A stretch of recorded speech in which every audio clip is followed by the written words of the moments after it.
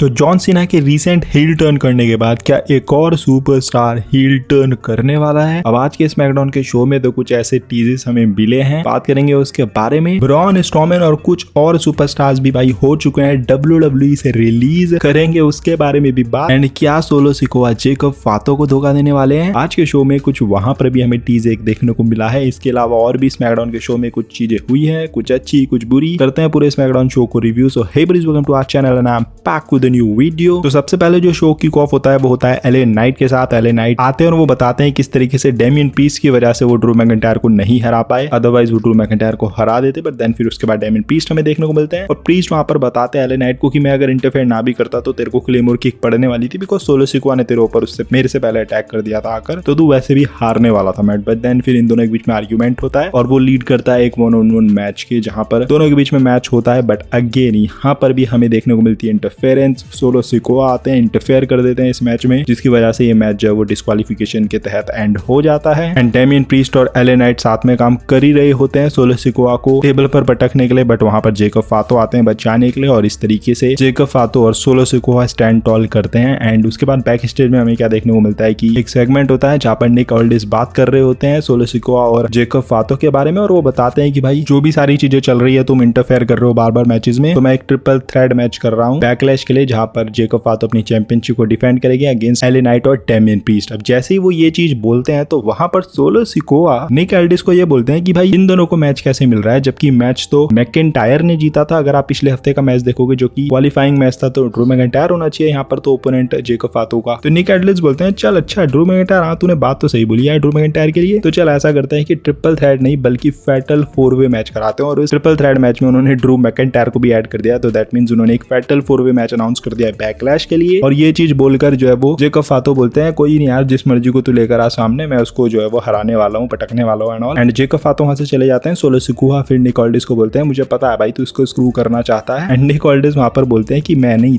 तू करना चाह रहा है। यहाँ से क्लियर है चीजें, ये चीज आपने अगर ध्यान से देखी होगी कि एक्चुअली में सोलो सिकोआ है जिसने निक ऑल्डिस को भड़काया इन अ वे, मतलब उसने पहले तो जाकर वो सारी बातें करी ताकि वो उस मैच को ट्रिपल थ्रेड मैच कर दे, और उसको पता है कि ड्रू मैकिंटायर तगड़ा सुपरस्टार है और जितने ज्यादा सुपरस्टार उस मैच के अंदर होंगे उतने ज्यादा चांसेस हैं जेकब फातो के हारने के। तो सोलो सिकोआ क्या करते हैं कि वो ड्रू मैकिंटायर का नाम वहां पर पिच कर देते हैं, मतलब निक ऑल्डिस को वो इनडायरेक्टली याद दिला देते हैं कि भाई मैकिंटायर भी तो है, उसको भी तो ऐड कर। तो फिर निक ऑल्डिस जो वो ऐड कर देता है मैकिंटायर को इस मैच के अंदर। और ऐसा नहीं है कि जेकब फातो को ये चीज का पता नहीं चल रहा है, जेकब फातो जब ये चीज होती है तो जेकब फातो भी देखता है सोलो सिकोआ की तरफ, कि मतलब वो भी आंखों में उसको मतलब कर रहा होता है कि भाई पता है मेरे को तू भी क्या कर रहा है। तो क्लियर है यहाँ से चीजें कि भाई जो सोलो सिकोआ है वो एनी पॉइंट पर भी जेकब फातो को ऊपर टर्न कर सकते हैं। ये डिपेंड करेगा कि WWE इनका मैच कब करवाने वाली है। टाइटल तो अब है यहाँ पर जेकब फातो के पास, तो ये टाइटल एक रीजन भी बन सकता है इन दोनों की फ्यूड स्टार्ट होने के पीछे। May be solo Sikoa cost कर दे जेकब फातो को ये टाइटल और फिर हमें इन दोनों के बीच में एक फ्यूड देखने को मिले। May be money in the bank में WWE ये करवाना चाह रही हो, या फिर अगर WWE आगे ट्रैक करना चाहती है मे बी समर स्लैम, क्योंकि मुझे ऐसा लग रहा था पहले क्योंकि एक बड़ा मैच है तो इसको WWE समर स्लैम जैसे इवेंट में कराएगी, और मुझे लगता है वहीं कराना चाहिए। अभी इसको आप बिल्ड कर सकते हो लंबा, और मैच तो मेरे हिसाब से भाई समर स्लैम में होना चाहिए क्योंकि बड़ा मैच है मेरे हिसाब से ये। तो देखते हैं WWE आगे इसको कैसे बिल्ड करने वाली है। एंड मैकिंटायर आज शो पर नहीं थे, जो कि एक डिसअपॉइंटमेंट चीज थी, बिकॉज आई थिंक स्मैकडाउन क्या मतलब पूरी WWE में अगर आप देखोगे तो one of the most engaging interesting गाय इस वक्त ड्रू मैकिंटायर है। तो अगर वो नहीं आते हैं शो पर, स्पेशली वहां पर जहां पर वो इन्वॉल्व है जिस स्टोरी लाइन में, मतलब थोड़ा मजा सा लगता नहीं है, मतलब अधूरा सा लगता है शो। तो आज वैसा देखकर लगा शो। इसके अलावा वुमेन्स डिवीजन में एक अच्छा सा एंगल देखने को मिलता है, जहां पर नाया जैक आती है रिंग में और नाया जैक बताती है कि भाई वो WWE चैंपियनशिप के लिए जाना चाहती है। ट्रिफनी स्ट्रैटन वहां पर आ जाती है और ट्रिफनी स्ट्रैटन बोलती है कि भाई अब तो दोबारा से मेरे को जो है वो बुली नहीं कर सकती है। देन नियोमी हमें वहां पर देखने को मिलती है। नियोमी बताती है कि कैसे उसने जेड कार्गल को साइड वाइड कर दिया और अब वो भी जो है वो गोल्ड चाहती है। देन वहां पर अगेन जेड कार्गल आती है, वही उनका म्यूजिक हिट होता है और उसी तरीके से वो नियोमी की तरफ आती है अटैक करने के लिए। नियोमी वहां से भागने की कोशिश करती है। तो सिमिलर ये चीज हम काफी बार देख चुके हैं और ये चीज देखकर मैं थोड़ा सा बोर हो चुका हूं। मतलब जेड कार्गल आती है उसी अग्रेशन के साथ कि भाई वो तो नियोमी के साथ पता नहीं क्या ही कर देगी, फिर नियोमी भागती हुई नजर आती है, फिर ब्रॉल होता है। तो ये सिमिलर काइंड ऑफ चीज काफी बार देख चुके हैं, तो यहाँ पर भी वैसा ही देखने को मिलता है। ब्रॉल हो जाता है चारों के बीच में वहां पर, और उसके बाद फिर निक ऑल्डिस जो है वो एक टैग टीम मैच अनाउंस कर देते हैं baby face and heel team के बीच में, जहां पर हम देखते हैं कि ये मैच मेन इवेंट में होता है और इस मैच में ऑफ कोर्स जो बेबी फेस टीम है वो जीत जाती है। मैच खत्म होने के बाद ये होता है कि जेड कार्गल जो है वो टाइटल पकड़ती है और वो ट्रिफनी स्ट्रैटन को मतलब दे नहीं रही होती है पहले, मतलब वो देती है एट द एंड, देने वाली होती है, बट वो टाइटल को मतलब इस तरीके से दिखा रही होती है कि भाई मैं अब ये टाइटल जीतने वाली हूँ, मेरे को ये टाइटल चाहिए करके। और जैसे वो देने वाली होती है पीछे से जो है वो अटैक उनके ऊपर पड़ जाता है नियोमी का। तो नियोमी को यहाँ पर स्टैंड रोल कराया जाता है और नियोमी भी फिर टाइटल के साथ सुपरस्टार जो है वो पोज वगैरह वहां पर करती हुई नजर आई शो खत्म होते हुए। तो ये एक इंटरेस्टिंग स्टोरी लाइन चल रही है एंड ऑफ कोर्स दिख रहा है कि फैटल 4-वे मैच ये WWE अनाउंस करने वाली है, बैकलैश में भी ये मैच होगा। तो देखते हैं WWE किस तरीके से इस पर्टिकुलर फ्यूड को भी चलाने वाली है। इसके अलावा गाइस मिज और एलिस्टर ब्लैक का आज एक मैच था जहां पर ऑफ कोर्स एलिस्टर ब्लैक जीत जाते हैं। Interesting match. एलिस्टर ब्लैक जब होते हैं रिंग में और किसी मैच के अंदर इन्वॉल्व होते हैं तो बहुत मजा आता है उनको देखने में। One of the few superstars है इस वक्त WWE के अंदर जिनके मैचेस एक्चुअली में इंटरेस्टिंग होते हैं, चाहे वो रॉ पर हो, स्मैकडाउन पर हो, और मजा आता है इनके मैचेस देखने में। आज का शो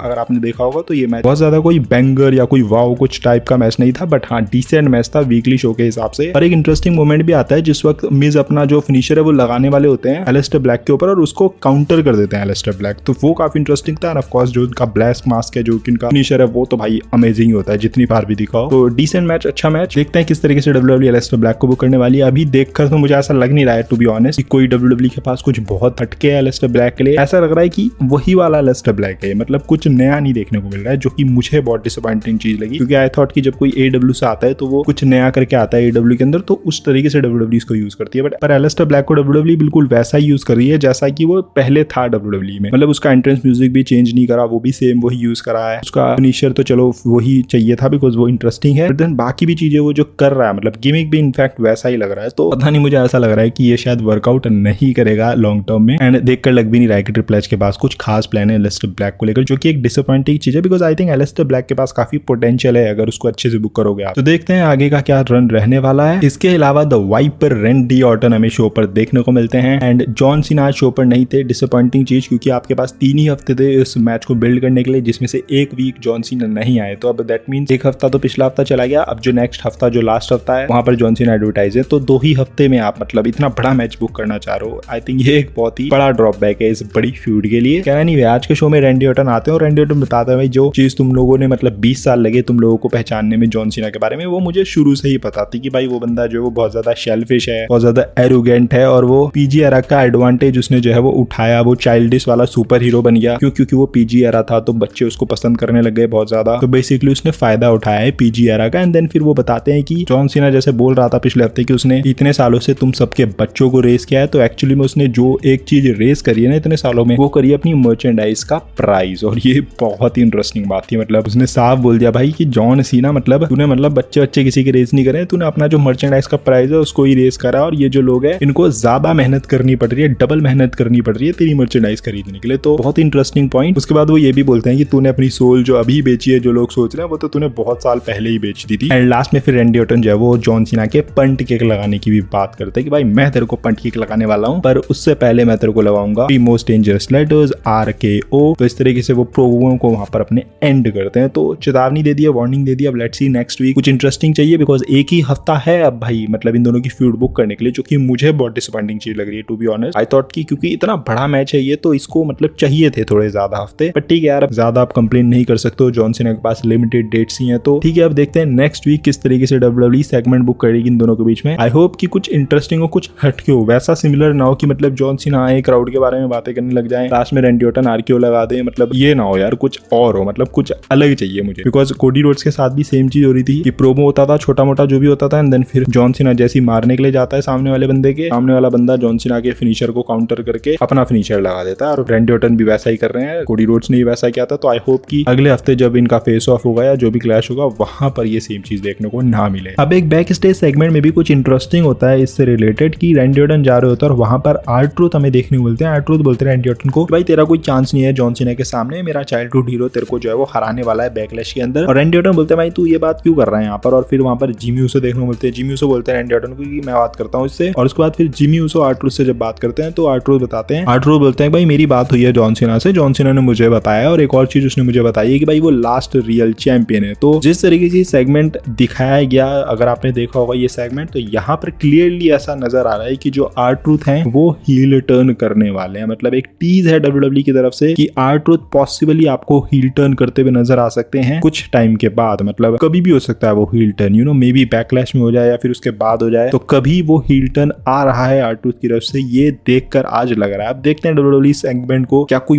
बड़ा सेगमेंट बनाएगी, क्या वो जॉन सीना के किसी मैच में इंटरफेयर कर सकते हैं, क्या उनकी स्टोरी लाइन का कुछ मेजर पार्ट बन सकते हैं, या फिर ऐसे ही बैक स्टेज में हल्का फुल्का हील टर्न कर देंगे। तो वो देखना इंटरेस्टिंग रहेगा कि कितना बड़ा R-Truth का हील टर्न WWE कर सकती है। पर हाँ, इतना यहाँ से क्लियरली दिख रहा है कि कि आर-ट्रूथ और जॉन सीना के बीच में WWE कुछ ना कुछ तो प्लान कर रही है। अब स्मैकडाउन का शो तो हो गया, बट शो के अलावा भी एक बहुत ही बड़ी चीज हुई है WWE के अंदर, जो कि था अगेन सुपरस्टार्स की रिलीज। कुछ बहुत बड़ी रिलीजेस हुई है, मतलब कुछ ठीक ठाक रिलीजेस हुई है। जैसे कि आप लोग यहाँ लिस्ट देख सकते हो, ये कुछ सुपरस्टार्स है जिनको WWE ने रिलीज करा है, और इसमें सबसे बड़ा नाम सबसे ऊपर आपको देखने को मिल रहा है ब्रॉन स्ट्रोमैन का। नाउ ब्रॉन स्ट्रोमैन के बारे में अगर आपको याद होगा, अगर आप हमारी वीडियोस रेगुलरली देखते हो, तो जिस वक्त ब्रॉन स्ट्रोमैन आए थे मैंने सेम चीज बोली थी, और मतलब ये चीज सच हो रही है। बिल्कुल मैंने यही चीज बोली थी, भाई ब्रॉन स्ट्रोमैन को आप इस तरीके से लाओगे वो इंगेज ही नहीं कर पाएगा ऑडियंस के साथ, और कुछ टाइम बाद WWE इसको रिलीज कर देगी। और एक्चुअली में वो चीज हो गई, और ये बहुत टाइम पहले नहीं मैंने बोली है, मतलब कुछ टाइम पहले ये चीज मैंने बोली थी, जिस वक्त ब्रॉन स्ट्रोमैन आए थे कि WWE इसको ऐसे यूज करेगी थोड़े टाइम तक और उसके बाद इसको रिलीज कर देगी, और एक्चुअली में वही चीज हो गई। मतलब बुरा लग रहा है to be honest, because I think इसके पास पोटेंशियल ज्यादा है, बट इसको सही तरीके से बुक नहीं किया जा रहा है। मतलब इसका तरीका वो होना चाहिए जो ब्रॉनसन रीड का तरीका था, मतलब जिस तरीके से ब्रॉनसन रीड को हील वाला सुपरस्टार दे रखा था, बहुत ही तोड़फोड़ वाला, वैसा अगर आप ब्रॉन स्ट्रोमैन के साथ करोगे ना, तो वो मुझे लगता है कि ज्यादा इंगेजिंग होगा। मतलब वो ब्रॉनसन रीड से भी ज्यादा तगड़ा लग सकता है अगर आप उसको वैसा बुक करोगे, टू बी ऑनेस्ट। तो वो पोटेंशियल मुझे दिखता है ब्रॉन स्ट्रोमैन में, बट देन मुझे पता था ये चीज होनी है, और बोले भी थे जैसे मैंने वीडियो में, तो वही चीज हो चुकी है। इसके अलावा डकोटा काय का इंटरेस्टिंग नाम यहाँ पर रिलीज है, इसको देखकर मैं ज्यादा शॉकिंग हूँ। मतलब ब्रॉन स्ट्रोमैन का मुझे पता था, आज नहीं तो कल उसने रिलीज होना ही था, बट डकोटा काय मुझे लग रहा था WWE उसका अच्छा यूज भी कर रही थी पीछे, बट देन उनका रिलीज होना थोड़ा सा शॉक था मेरे लिए। एंड इसके अलावा बाकी के जो नाम है वो आप देख सकते हो लिस्ट में, अगर आप देखते होंगे NXT वगैरह, सेना बेजलर भी एक नाम है जिसको यूज किया नहीं जा रहा था, जिसको शुरू से ही मतलब NXT जब वो पहले थी तो उसके बाद से उसको उस तरीके से यूज किया नहीं गया, तो अगेन एक टैलेंट है जिसको वेस्ट ही किया WWE ने। बट ठीक है, बाकी प्रमोशन में जाएंगे, वहां पर अच्छा काम करेंगे एंड फिर वापस आ सकते हैं इनमें से काफी सुपरस्टार्स। तो आजकल बड़ी बड़ी कंपनीज और भी है, मतलब सिर्फ WWE नहीं है, मतलब TNA अच्छा नाम हो चुका है, AEW तो है ही अच्छा नाम, देन NJPW भी अच्छा नाम है। तो आई थिंक अब ऑप्शंस ज्यादा है आपके पास, क्योंकि बाकी प्रमोशंस के भी अभी ठीक ठाक नाम है, ऐसा नहीं है पहले की तरह कि भाई एक WWE है बाकी के नाम ही नहीं पता है किसी को। तो अब 3-4 ऐसे प्रमोशंस है जिनके नाम फेमस है काफी ज्यादा, मतलब नॉट WWE के बराबर या फिर आसपास भी नहीं WWE के, बट स्टिल आप कह सकते हो कि उनके भी अच्छे खासे नाम है, और आप वहां पर अच्छा का नाम करके या फिर अच्छा काम करके WWE के अंदर वापस आ सकते हो। तो ये एक अच्छा मौका है मतलब बाकी सुपरस्टार्स के लिए, तो इसलिए मेरे को इतना कोई बुरा फील होता नहीं है अब कोई सुपरस्टार अगर रिलीज होता है। इनफैक्ट उनके लिए बेटर ही है भाई, आप उनको यूज ही नहीं कर रहे हो, उनका कोई यूज ही नहीं है, तो अगर वो कहीं और जाते हैं और वहां पर अगर उनका अच्छा यूज हो रहा है तो उनके लिए भी बेटर ही है वो। बाकी आप बताओ अपने थॉट्स स्मैकडाउन के शो के बारे में या फिर इन रिलीजेस के बारे में, क्या आपका कहना है। और ये वीडियो अगर आपको थोड़ी पसंद आएगी तो don't forget to like, comment and smash the subscribe button. मिलता है अगली वीडियो के अंदर, till then love you all and do not give up, just keep fighting.